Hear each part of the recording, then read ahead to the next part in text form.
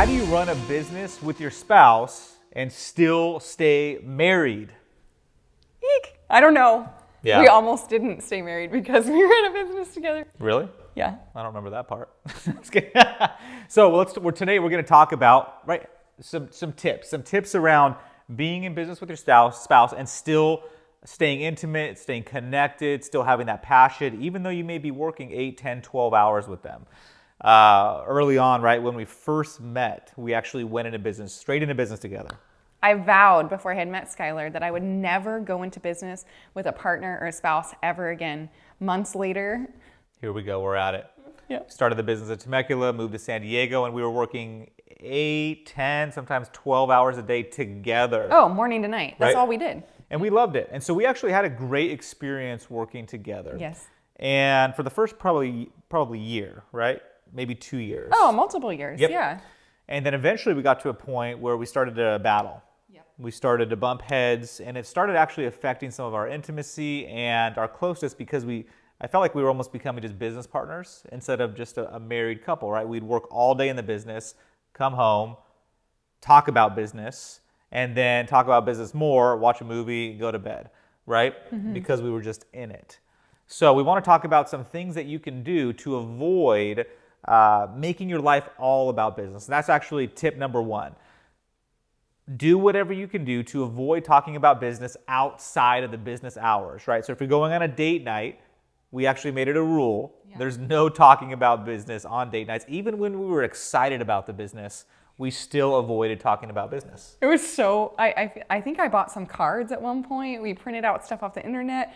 But at one point, it was so foreign to not talk about it that we had to actually do research and look up ways and questions we could ask each other because sometimes we just didn't have anything else that we were excited about, like other than that. Mm-hmm. Well, it's just a great tip in general for couples that have been married for a little while, right? Go grab some cards, some questions to just dig deep, right? Talk about your past, your childhood, just fun questions, what you're into, because sometimes marriage can get stale or a little boring. Mm-hmm. Well, I mean, it can get boring if you think that you know the person that you're married to and that you've learned them, right? Mm-hmm. Like, oh, I've read that book, but that book is so much more depth. Oh, beautifully. Well said. Was so much more depth. Has so much more depth. Yeah. Death. Yes. Could have death too. It felt like death, a couple times. But so we're going to go to number 2, right? So number 1 is, right, stop talking about work. Find something else to talk about. Number 2 is, right, unclear roles, right? What is your role, right? Is your role, and let's talk about roles for a minute.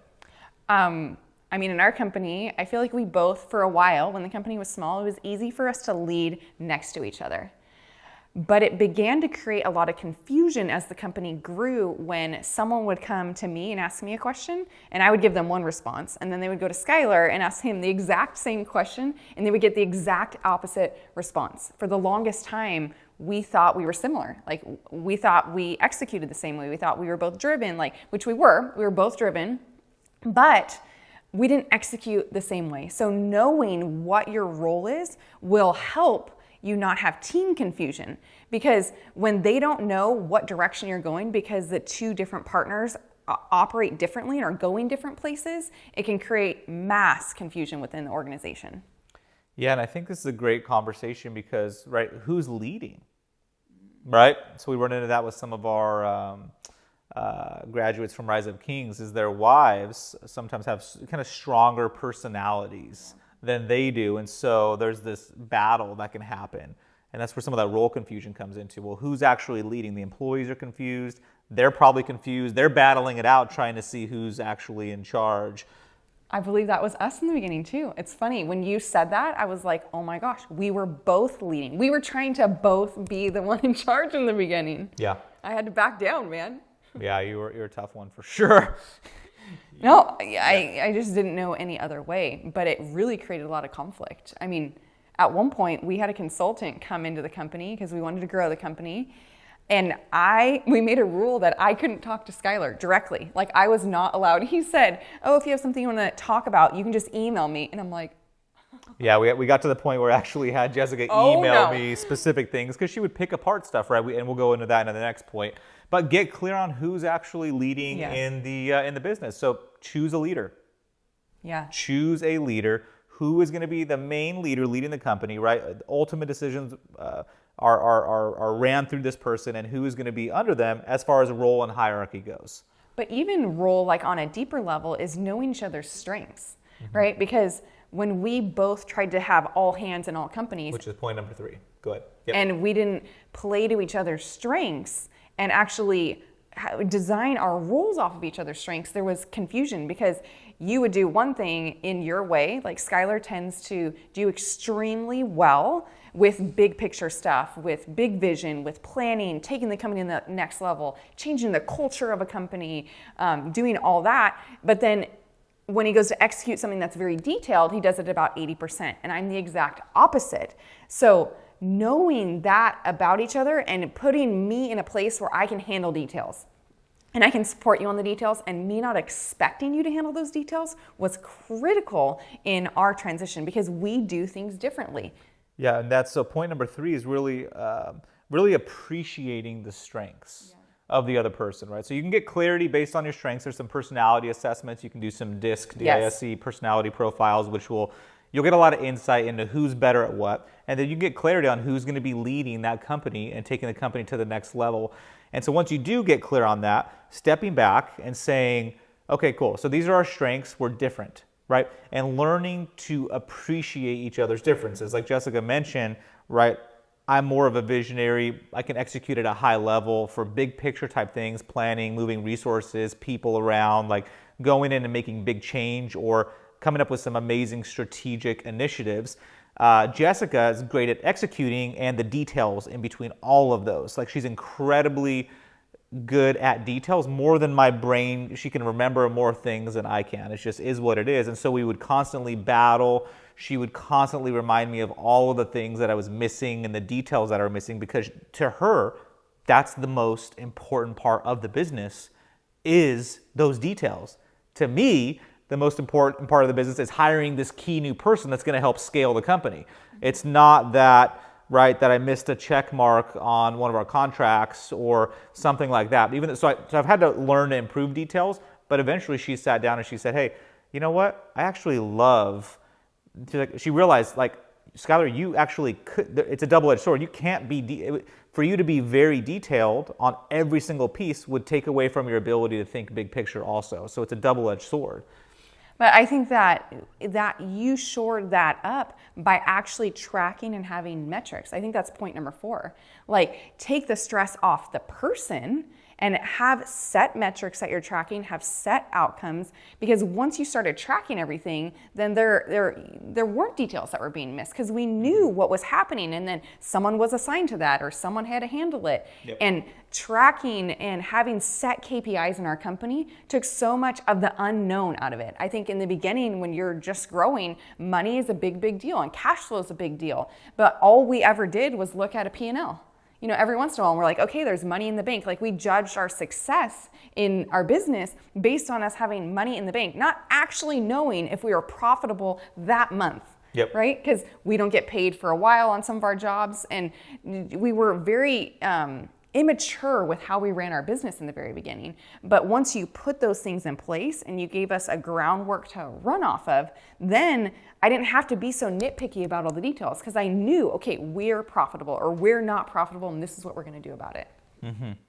Yeah, I think definitely having metrics and KPIs and building out guardrails, right? So typically what happens with businesses is an ownership.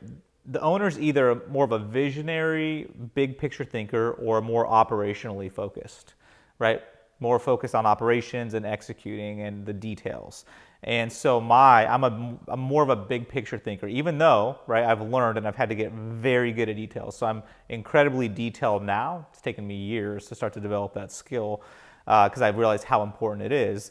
But I think there's always, so getting clear on who you are in this picture, right? Are you more of a visionary or are you more operationally focused? And then take those roles. CEO, more visionary, more big picture, right? Operations manager, general manager, more focused on operations and executing. And so then once you're clear on those, building out those scoreboards, those metrics, those KPIs that will help you do that. And then if you're a visionary, start to build guardrails, right? Guardrails that will help you execute, right? If you know that you forget some things sometimes, or maybe you're not as detailed, have people in place that will catch those details that are missed, or have processes in place that will catch those details that are missed. And then learning to love on the other person, right? So explain how did you handle that when I missed details, and what was your big shift around that?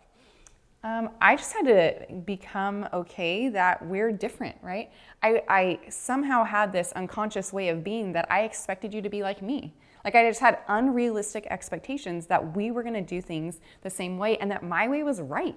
So I had a lot of ego involved in the beginning, and I had to let go of that because I can either be happy or I can be married, or I can either be right or I can be married, right? You can't be happy or married. Well, is that not right? Whatever. I can either be right or I can be married, and I wanted to be married.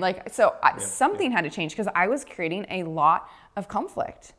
And the fifth point, so that leads to the fifth point. So the fifth point is that sometimes you need outside help. You need someone outside of you two to come in and give guidance. Because when we brought a coach in, and I started to mention it in the beginning, but it was at a very conflicted point. Like we couldn't have a conversation with each other around a couple key topics without us totally blowing up. Like I couldn't even just say a name and it would just create massive conflict. So we needed someone from the outside to come in and help give us perspective and re-ground us on where we were going, because we couldn't have gotten out of that problem. Like that would have really, really taken a toll on our marriage, like in a big way, more than what it already did, if we wouldn't have had outside help come in and redirect where we were going with the company. That's huge. That was huge, right? That was pivotal when we brought a consultant in that really helped us start to build out some of our processes and helped us start to work on our own executive leadership styles and our behaviors and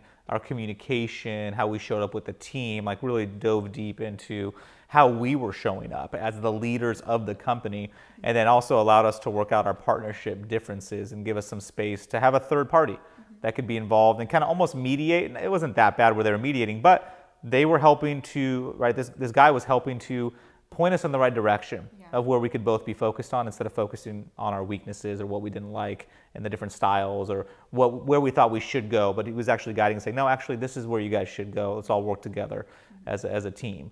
So that was huge, hiring an outside person. I love that. So we hope that these 5 tips give you a little bit more hope being in business with your spouse, because it's not easy. Marriage alone isn't easy, let alone living and being with that person that you're married to 24/7 and running a business with them, because it's stressful. There's stress that comes in business. So if you got any value out of this, I would love to hear the point that hit home most to you. So comment below with the point that you want to implement or want to change, or whatever affected you out of what you heard today. And be sure to hit the like button, subscribe, because more videos like this are going to continue to come out on a regular basis. You rock.